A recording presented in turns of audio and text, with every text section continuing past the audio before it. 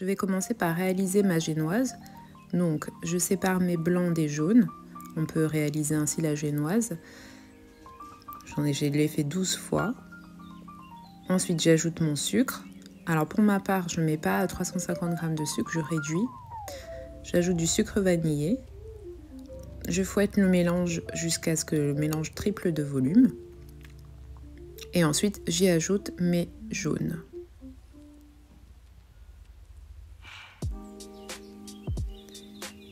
Je vais ensuite ajouter mes poudres. Donc ma farine et ma levure, comme j'ai réduit la quantité de sucre, en plusieurs fois et je les passe au tamis pour éviter les grumeaux.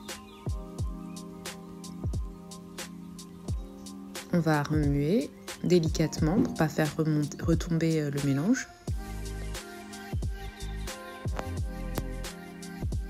Et sous moule, donc j'ai choisi de séparer ma préparation, donc 2 moules de 15 cm et 2 moules de 10 cm. Après cuisson, je viens couper ma génoise, donc vous pouvez choisir de le faire avec un couteau ou bien une lyre. Pour ma part, ma préférence va au couteau.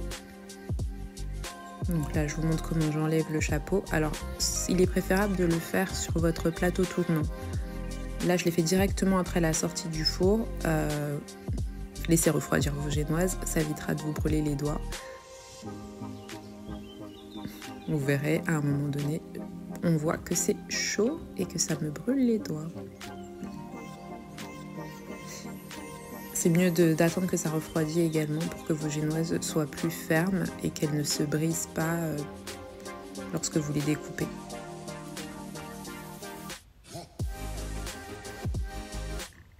C'est chaud. On poursuit ainsi, faire des tranches régulières. On va passer à la ganache. Donc la ganache, vous mettez votre chocolat blanc, puis dans votre crème le glucose et le miel. Vous allez faire chauffer le tout et verser en 2 ou 3 fois sur votre chocolat blanc. Et comme dit Mercotte, on va bien émulsionner, c'est-à-dire bien mélanger avec la maryse le chocolat à la crème liquide.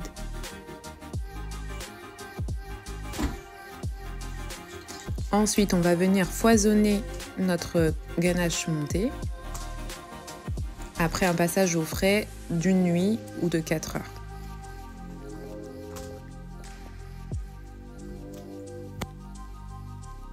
Et voilà, vous obtenez une ganache bien onctueuse. On va passer au montage. Donc, je fais un montage à l'envers, c'est-à-dire que je monte mon gâteau dans le moule que j'ai disposé avec un rhodoïde haut. Vous pouvez prendre des feuilles transparentes, ça fonctionne très bien, ou un film alimentaire. Là, je viens réaliser un boudin de crème au beurre meringue suisse.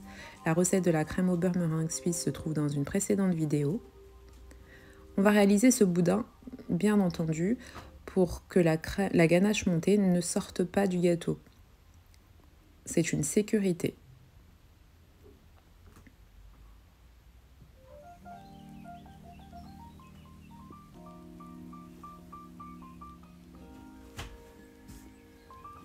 On vient réaliser un boudin assez haut en fonction de la garniture. Puis on va déposer notre ganache montée chocolat blanc.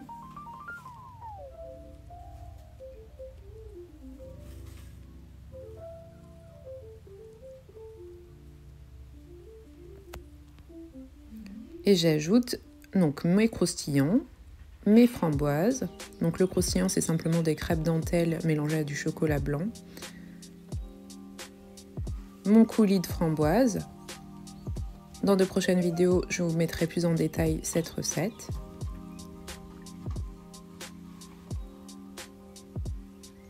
Ensuite, je viens disposer mon cercle de génoise et j'imbibe de nouveau. Alors, on n'oublie pas d'imbiber, on n'oublie pas le boudin de sécurité, de nouveau la ganache et ainsi de suite jusqu'à épuisement de vos disques de génoise.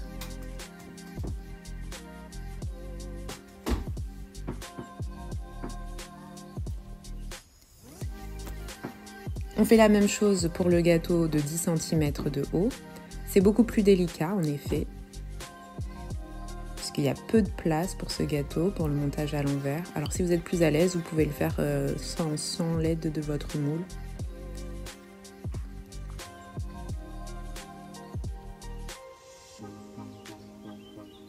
jusqu'à épuisement des génoises de nouveau. On place au frais.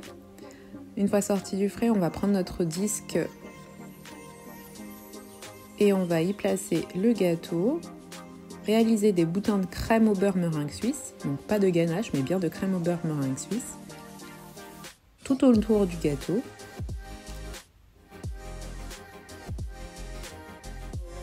On va lisser le haut avec la spatule et puis disposer un disque recouvert de film alimentaire et commencer à racler les bords.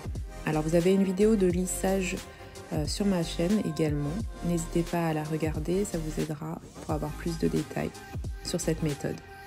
Et on va venir racler les bords, donc bien boucher les trous avec la meringue suisse et on continue à lisser jusqu'à un lissage parfait. Après un passage au frais, je viens disposer mon premier gâteau, enlever le dessus et enlever le disque également. D'abord j'enlève le film et ensuite le disque. Et je viens racler les bords à l'aide d'un couteau bien aiguisé.